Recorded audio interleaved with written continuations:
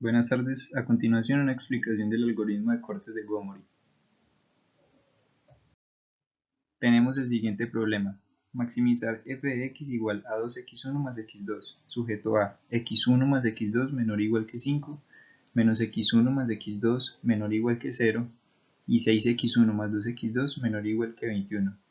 En la naturaleza de nuestras variables tenemos que x1 y x2 son mayores o iguales que 0, y adicionamos una condición de que sean enteros. Al adicionar esta condición se convierte en un problema lineal entero. Lo que se procede a hacer es relajar el problema. Planteamos el problema relajado, que sería p sub 0 maximizar f de x 2x1 más x2 sujeto a x1 más x2 menor o igual que 0 menos x1 más x2 menor o igual que 0, 6x1 más 2x2 menor o igual que 21, y solamente consideramos que x1 y x2 sean mayores o igual que 0, es decir, nos olvidamos de que sean enteras. Ahora bien, ¿cómo llegamos a una solución óptima? Tenemos dos opciones. La primera es a partir del algoritmo primal simplex, que parte de una solución básica factible primal. Es decir, que el b-1b es mayor o igual que 0, y paramos cuando el z de x es menor o igual que 0. Este es el primal simplex. O tenemos la segunda opción de utilizar el algoritmo dual, que parte de una solución básica factible dual que debe cumplir la condición de que z de x sea menor o igual que 0, y separa cuando el b-1b es mayor o igual que 0. Si observamos la solución gráfica del problema y suponemos únicamente la condición de que x1 y x2 sean mayores o iguales que 0, tenemos que el espacio de soluciones es el acotado por las restricciones 1, 2 y 3, y nuestro espacio de soluciones se vuelve convexo.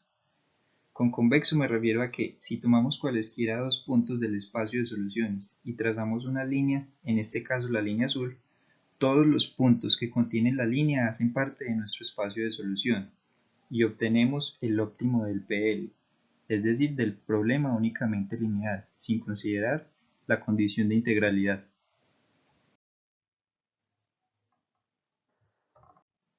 Ahora, si consideramos la condición de integralidad, la diferencia gráfica con el anterior es que el espacio de soluciones ya no es convexo, porque si tomamos cualesquiera dos puntos y trazamos una línea, para este caso la línea roja, observamos que no todos los puntos de la línea pertenecen al espacio de soluciones, porque únicamente se pueden valores enteros, es decir, los puntos extremos en negro, y el óptimo cambia, sería el que aparece como óptimo del PLE. Ahora nos piden resolver el problema. Tenemos un problema de maximizar, debemos de convertirlo a minimizar. Para eso, si tenemos un vector gradiente en el cuadrante 1 en color verde, que es el z de x, maximizamos z de x en dirección del color azul, hacia arriba, y minimizamos z de x en dirección del color naranja, hacia abajo. Si por el contrario tuviéramos un menos z de x ubicado en el cuadrante 3, maximizamos menos z de x en la dirección del color naranja y minimizamos menos z de x en dirección del color azul. Es por esto que si nos fijamos bien, maximizar z de x y minimizar menos z de x son equivalentes. Ya que tenemos la función objetivo en minimizar, procedemos a agregar las variables de holgura. En este caso, como las restricciones son menores o iguales, la variable de holgura se suma. Para la primera restricción sumamos x3, x4 para la segunda y x5 para la tercera restricción. El siguiente paso es identificar los siguientes elementos. A. La matriz de coeficientes tecnológicos, que se refiere a cada uno de los términos de las restricciones después de haber agregado las variables de holgura y artificiales si fuera el caso. B, que es el vector de recursos disponibles, y B minúscula es el vector de recursos disponibles y B mayúscula es la matriz básica. CB son los coeficientes de las variables básicas en la función objetivo del PLE y Cn los coeficientes de las variables no básicas en la función objetivo del PLE. Identificando cada uno de los elementos, tenemos la matriz A, que corresponde a los coeficientes de las restricciones, el vector B minúscula, que corresponde al vector de recursos, xb es x3, x4 y x5, es decir, las variables básicas que forman una matriz idéntica en la matriz A, y x1 serían x1 y x2 que no forman una base. cb es el coeficiente, para las básicas es 0, 0, 0, para las no básicas es menos 2 y menos 1, y procedemos a hacer los cálculos necesarios para armar el cuadro de Bazar A. Tenemos cb menos 1n menos cn es igual a menos cn, ya que cb es 0, y nos da 2 y 1. cb b menos 1b es igual a 0, b menos 1b es igual al vector b, porque b menos 1 es una idéntica, es decir, el módulo 1, y b menos 1n es igual a n. Después procedemos a la construcción del cuadro de Bazar A. En este caso tenemos debajo del z las variables básicas x3, x4 y x5. Al frente tenemos las no básicas de x1, x2 y x3, x1 y x2, perdón, y a la derecha tenemos las básicas que son x3, x4 y x5. Y por último, el RHS. Ahora procedemos a optimizar por medio del primal simplex.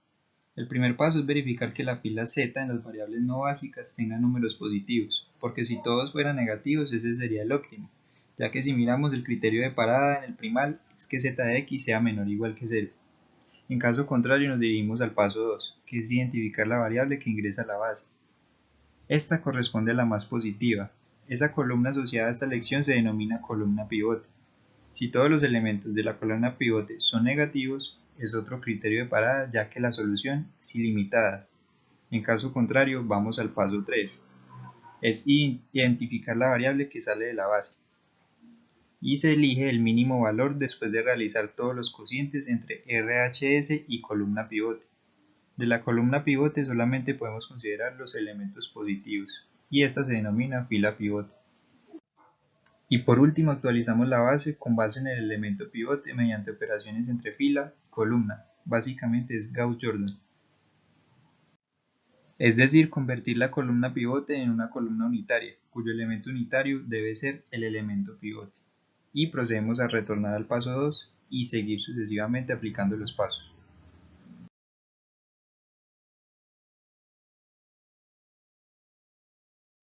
Aquí en esta diapositiva observamos las siguientes iteraciones en donde paramos cuando el z de x es menor o igual que 0. Como se puede observar, cada iteración las variables que están en la base siempre corresponden a columnas idénticas en el cuadro. La solución óptima nos da x1 igual a 11 cuartos, x2 igual a 9 cuartos y x4 igual a 1 medio. Un z de x igual a menos 31 cuartos.